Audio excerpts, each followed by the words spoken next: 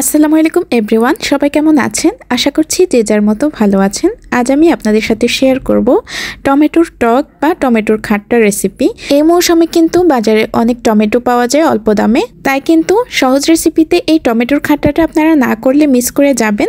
তো এই টমেটোর খাট্টাটা কিন্তু ভাত কিংবা সব কিছুর সাথেই খাওয়া যায়।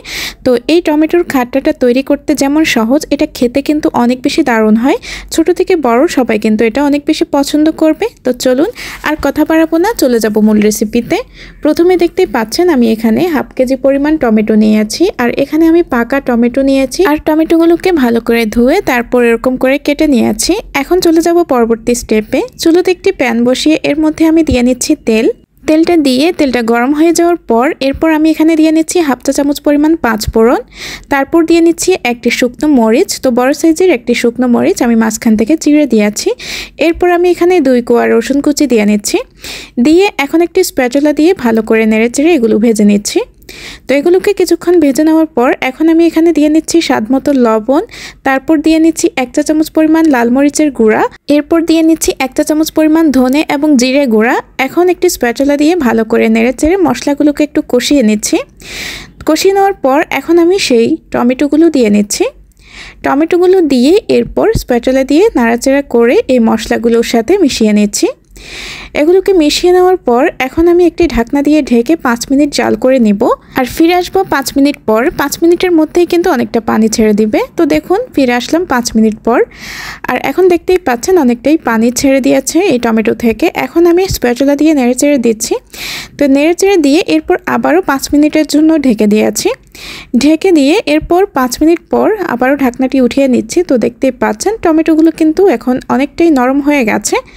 তো এমনিতেও কিন্তু টমেটোগুলো পাকা, তারপরও দেখতেই পাচ্ছেন এখন কিন্তু স্প্যাচুলা দিয়ে একটু চেপে দিলেই কিন্তু এটা গলে যাচ্ছে। তো দেখতেই পাচ্ছেন আমি এরকম করে চেপে চেপে এটাকে এভাবে ম্যাশ করে নিচ্ছি। তো এভাবে ম্যাশ করে নেওয়ার পর এখন কিন্তু আমি এটা একদম ঠিক রাখবো না, এটার মধ্যে আমি ঝোল করে নিব। তাই এখানে আমি 2 কাপ পরিমাণ পানি দিয়ে নিয়েছি, দিয়ে এখন স্প্যাচুলা দিয়ে কিছুটা নেড়েচেড়ে দিচ্ছি, দিয়ে এখন ঢাকনা দিয়ে ঢেকে দিচ্ছি 5 মিনিটের জন্য। 5 মিনিট পর আমি ঢাকনাটি উঠিয়ে নিয়েছি। দেখুন এটা থেকে বলক উঠে এসেছে। এখন আবার স্প্যাচুলা দিয়ে কিছুটা নেড়েচেড়ে দিচ্ছি। নেড়েচেড়ে দেওয়ার পর এখন আমি এখানে হাফ চা চামচ পরিমাণ দিয়ে নিচ্ছি ভাজা জিরার গুঁড়া। এ পর্যায়ে এই ভাজা জিরার গুঁড়াটা দিলে কিন্তু অনেক বেশি গ্রান লাগে। তো দেখুন এটাকে কিছুটা নেড়েচেড়ে দিয়েছি আবারও স্প্যাচুলা দিয়ে। এরপর এই পর্যায়ে আমি এখানে ধনেপাতা কুচি আর দিয়ে নিয়েছি এখানে কিছু কাঁচামরিচ ফালি। তো কাঁচামরিচ ফালি আর ধনেপাতা কুচিগুলো দিয়ে এখন স্প্যাচুলা দিয়ে কিছুটা নেড়েচেড়ে 2 মিনিট জাল করে নিব। 2 মিনিটের মধ্যে এটা একদম হয়ে যাবে। তো দেখুন হয়ে গেছে। এখন আমি এগুলো নামিয়ে নিচ্ছি, আর নামিয়ে এখন একটি বাটিতে আমি সার্ভ করে নিয়েছি। তো দেখুন কতটা লোভনীয় হয়েছে, আর এর কালারটা কতটা সুন্দর হয়েছে দেখতেই পাচ্ছেন।